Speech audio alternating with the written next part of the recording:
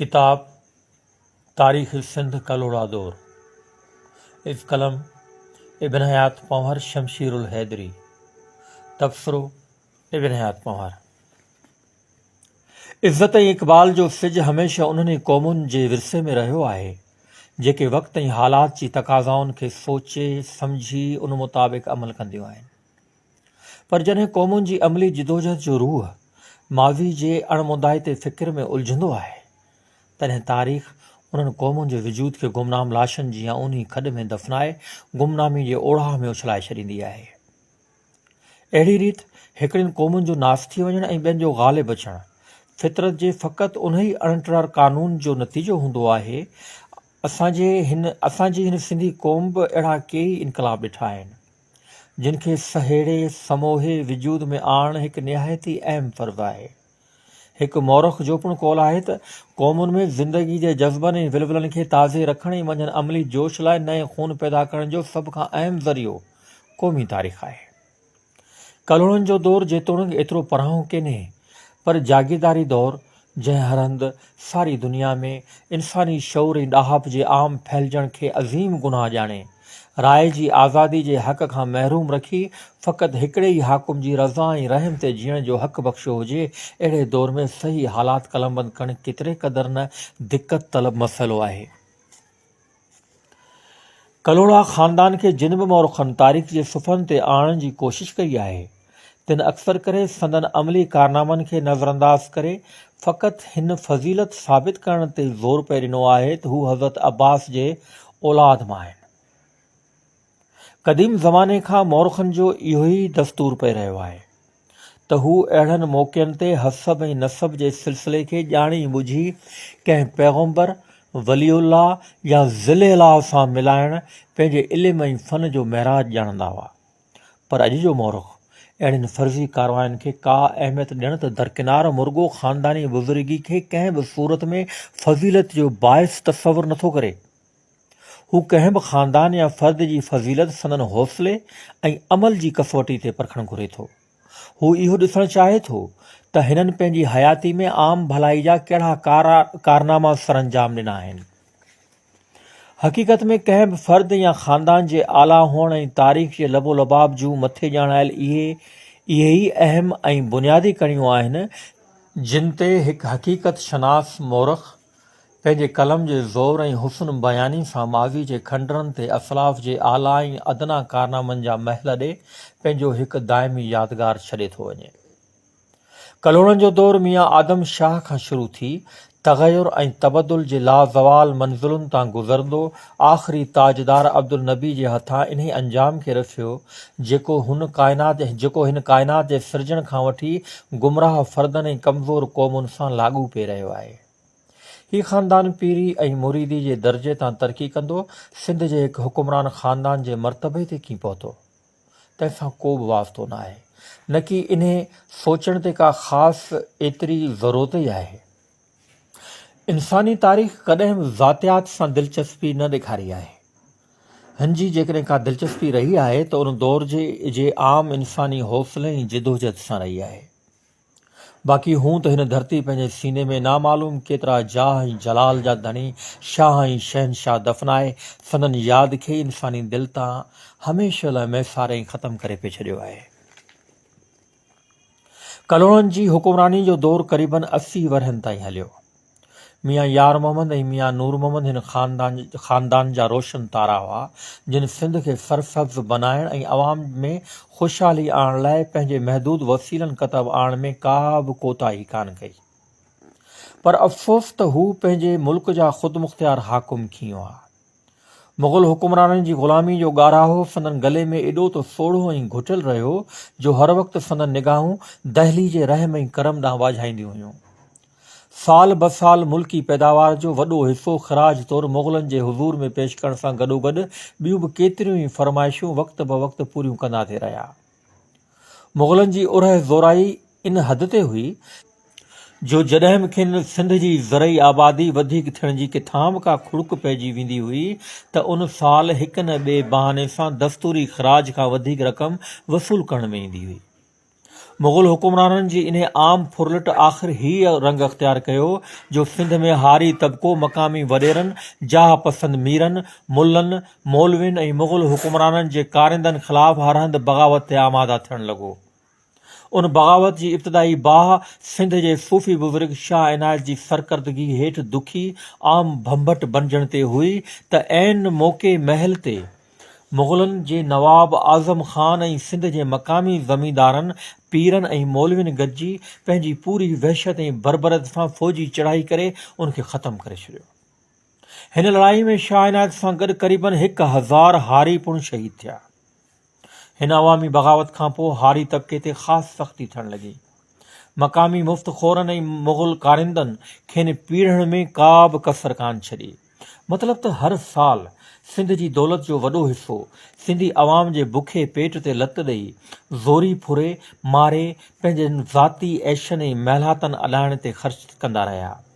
सिंध जे मथां उन वक़्तु धारियुनि हुकुमराननि जो सियासी तसलुत न हुजे हा त ही ॿई कलोड़ा हुकुमरान पंहिंजे मुल्क खे वधीक सरसब्ज़ बनाइण ऐं अवाम जी क़यास जोगी हालत खे बदिलाइण में घणो की कुझु करे ॾेखारीनि हा। हिन दौर जे इन्हनि दिलि ॾहकाईंदड़ हक़ीक़तुनि खे साम्हूं रखंदे उर्दू ज़ुबान जे मशहूर आलिम ऐं तारीख़ी मौरख़ मौलाना ग़ुलाम रसूल महर लिखे थो त थधे सीने सां गौर कयो वञे त हुकुमरानी में धारियुनि ऐं पंहिंजनि जो फ़र्क़ु ॾींहं जी रोशनाई वांगुरु नुमायां थी सघे थो। सिंध वासियुनि लाइ मुग़लनि जी हुकूमत इन माना में धारियुनि जी हुकूमत हुई छो त उन जे कारिंदनि जो असली मक़सदु दौलत हासिलु करण खां सवाइ ॿियो को बि थी न थे सघियो। तारीख़ कल्होड़ा मां टुकड़ो। एतिरनि ॾाढाइनि फुरलुट खां पोइ बि कल्होड़नि सिंध जी गैराबाद ज़मीनुनि खे आबाद करण लाइ नवां वाह खोटाया, जिन मां अॼु ताईं केतिरनि वाहनि ते सिंध जी हज़ारें एकड़ ज़मीन आबाद आहे। मियां नूर मोहम्मद लाइ किन मौरख़नि जी इहा राय आहे त हू इंजीनियरी फ़न जो वॾो ॼाणो ऐं माहिर हो।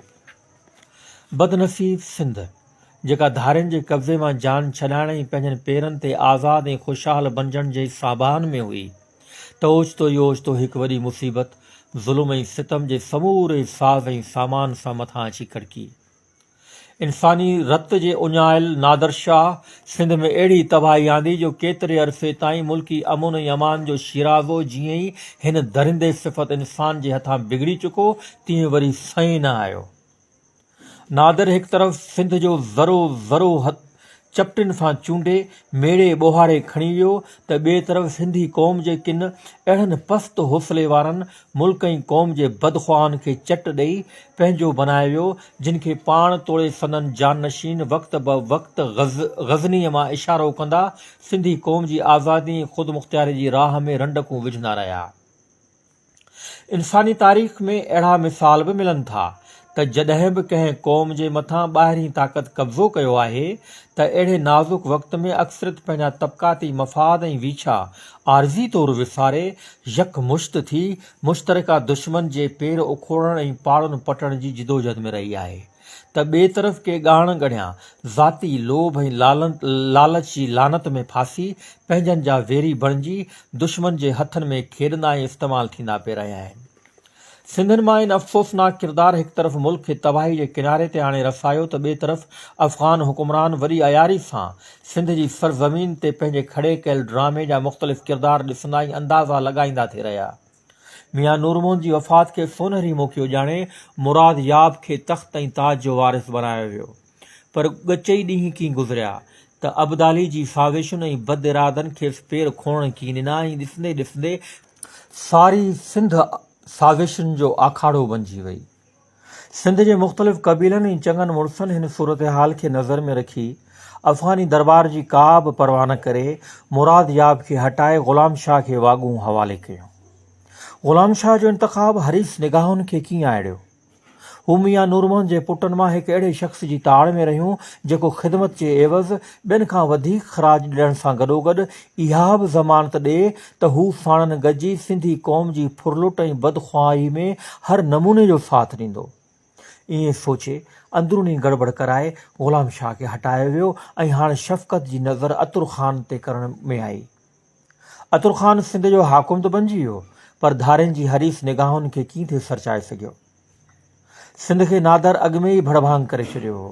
आख़िर हिकु ॾींहुं अतुर ख़ान बि लाचार थी पियो ऐं पंहिंजे वॾे भाउ मुराद याब वांगुरु अफ़गाननि जी ॿधायल पॻ ते लानत विझी तख़्त ऐं ताज तां दस्तबरदार थी वियो।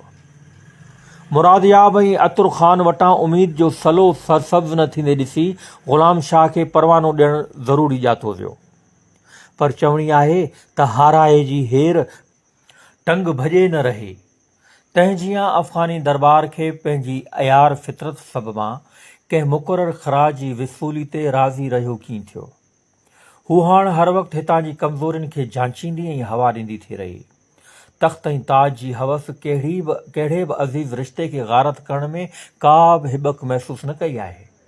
पुट पीउ जूं अखियूं कढरायूं ऐं पीउ पुट जे गले ते काती वहाराई। अहिड़ा हज़ारें मिसाल मौजूदु आहिनि। ग़ुलाम शाह खे बि हुकूमत जूं वाॻूं संभालींदे ॻच ॾींहं ई कीअं गुज़रिया त संदसि भाइरनि ऐं क़बीलनि अफ़गाननि जे इशारे ते साज़िशूं ऐं चुगलियूं शुरू करे ॾिनियूं। आला हौसले ऐं तदबुर खां सवाइ ग़ुलाम शाह लाइ ॿियो को बि चारो कोन हो। हुन पहिरियां ई अंदरूनी साज़िशुनि खे ख़तमु करण ऐं चुगलखोरनि जे ॿूथ ते लॻाम ॾियण ते ध्यानु ॾिनो ऐं जॾहिं मुतमिन थियो तॾहिं ॿाहिरियनि मुदाख़लत कंदड़नि खे मुंहुं ॾियण लाइ मैदान हमवार करण जी कोशिश कई। हुन पंहिंजी फ़ौज खे जंगी तरबियत ऐं नवनि हथियारनि जी सिख्या ॾियण लाइ अंग्रेज़नि खां 2 होशियार जर्नैलनि जी घुर कई, पर अंग्रेज़नि सफ़ा इनकार करे छॾियो। अंग्रेज़नि जी ठटे वारी तिजारती कोठी जे आफ़ीसर ग़ुलाम शाह जी इन घुर ते बम्बई सरकार खे जेकी लिखियो आहे उहो जर्नल सिंध हिस्टोरिकल सोसाइटी में हिन तरह ॼाणायल आहे। हू यानी ग़ुलाम शाह हिकदमि महकूमी जा ज़ंजीर तोड़े छॾींदो, ख़राज जी अदायगी बंदि करे छॾींदो, पठाणनि खां पूरी आज़ादी हासिल करे वठंदो ऐं पोइ खेनि सिंध जी सरज़मीन ते पेर रखण जी इजाज़त न ॾींदो। इन करे असांजे ऊनी कपिड़े जे वापार खे सख़्तु धकु लॻंदो। मथे इक़्तिबास मां ही हक़ीक़त वाज़े थिए थी त ग़ुलाम शाह खे सिंध खे ग़ुलामी जी ज़ंजीरुनि मां आज़ादु कराइण लाइ वॾी तड़प हुई। हू हर मौक़े खे सम्झण ऐं उन मंझां फ़ाइदे हासिल करण जी धुन में हो। हू 14 सालनि जे अरसे में ॿीहर अमन अमान क़ाइमु करण में घणो कामयाबु थियो। मुल्की ख़ुशहाली सां गॾु केतिरियूं जायूं ऐं हैदराबाद जो क़िलो तइमीर करायो, पर ख़ासि पोयनि हुकुमराननि में उहो हौसलो कोन रहियो। अंदरूनी बदइंतिज़ामी वरी ॿीहर मनहूस चहिरो ॾेखारियो।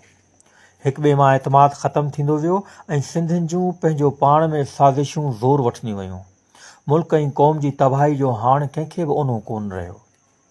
पोयनि हुकुमराननि वॾनि जी रोशन कयल चिराग खे मुख़ालिफ़ हवाउनि खां बचाइण बजाए जेको बि पाण क़दम थे खयों उहो उनखे फूक ॾेई उझाइण लाइ वेझो पवंदो थी वियो। आख़िर उहा घड़ी बि अची पहुती जो अफ़गानिस्तान खां मदद ख़ान नाले हिकु ज़ालिम ऐं धाड़ेल सिंध जे सरसब्ज़ गुलशन खे उजाड़े भेले पाणा पटे नास करे छॾियो। बुख ऐं ओघड़ जे अहिड़े दिलि ॾहकाईंदड़ फ़िज़ा पैदा थी वई जो जंहिं बि घर में 5 भाती मौजूदु हुआ उन्हनि मां कंहिं हिकु ख़ुशि नसीब खे घरां भॼी जान जी 2 अॻड़ियुनि बचाइण जो मुश्किल सां मौक़ो मिलियो। घरनि जा घर नंगा थी विया, मासूम ॿार ॻभे लाइ कीहूं करण लॻा, पीअरनि ऐं भाइरनि जूं निगाहूं माउ भेण ॾांहुं निहारण खां शर्म विचां झुकलियूं हुयूं ऐं इंसानी तहज़ीब पंहिंजी इन बेवसी ते हथ महिटींदे ऐं ॻोढ़ा ॻाढ़ींदी थी रही। मदद ख़ान जी इन्हनि कहरी कारनामनि जो दिलगदाज़ नक्शो उन दौर जे 2 फ़ारसी गो शाइरनि अमाद उल मलिक ऐं मीर अज़ीम उल दीन ठटवी हिन रीत पेश कयो आहे। सिंध में कहिड़ो फितनो बरपा थियो ऐं कहिड़ी मुसीबत नाज़िल थी, मालूम थिए थो त क़यामत अची वई। जा सिंध सारी दुनिया लाइ अमन जी जाइ हुई, मां तोखे छा ॿुधायां तुंहिंजो कहिड़ो हाल थी वियो। हर घर लुटिजी वीरान पट थी वियो, हर दौलतमंद माण्हू फुरिजी फ़क़ीर थी वियो। अमाद उल मलिक: ऐं ख़ुदा सभिनी खां मथां तो हिन रिढुनि जे धण खे बघड़ जे हवाले कीअं कयो आहे। दरिया में टिपी पवण खां सवाइ ॿियो को बि चारो कोन्हे, छो त मांगरमच्छ असांजो नाखो बणिजी वियो आहे। अज़ीम उल दीन ठटवी। ही आहे सिंध जी सूरत हाल तारीख़ जे परदनि ते, जेका अखियुनि वारनि लाइ पंहिंजे सीने में नामालूम केतिरा दिलसोज़ दास्तान सांढे थी। तारीख़ जे हिन इबरतनाक अंजाम ते नज़र कंदे ईअं थो महसूस थिए त ही सरज़मीन ॼण हिकु अहिड़ी निधणकी माथिरी हुई जंहिंमें जॾहिं तॾहिं को बि जानवर लापरवाही सां चरंदो ऐं चारा कंदो थिए वतियो। मौलाना ग़ुलाम रसूल महर उर्दू ज़ुबान